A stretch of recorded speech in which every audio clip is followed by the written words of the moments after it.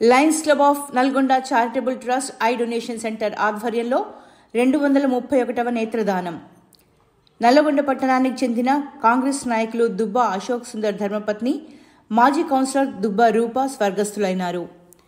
విషయం తెలిసిన వెంటనే లయన్ గట్టుపల్లి రవీందర్ రెడ్డి దుబ్బా అశోక్ సుందర్ని సంప్రదించారు.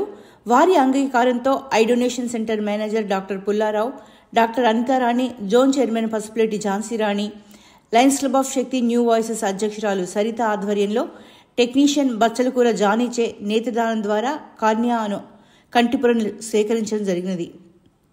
కాగా తమ ఐ డొనేషన్ సెంటర్ ఆధ్వర్యంలో ఇప్పటి వరకు 231 నేత్రదానాల ద్వారా 462 కంటిపొరలను స్వీకరించి ఎంతో మంది కార్నియా అంధులకి కంటి చూపు ప్రసాదించే అవకాశం కలిగిందని మేనేజర్ డాక్టర్ పుల్లారావు తెలిపారు.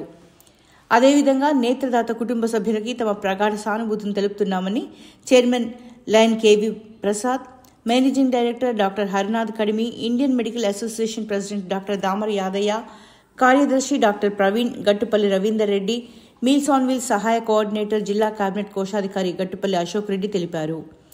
మరణానంతరం 6 నుండి 8 గంటల్లోపు నేత్రదానం చేయవలనని, పార్థివ దేహం ఫ్రీజర్ బాక్స్లో ఉన్నట్లయితే 15 గంటల్లోగా నేత్రదానం చేయవచ్చునని తెలిపారు.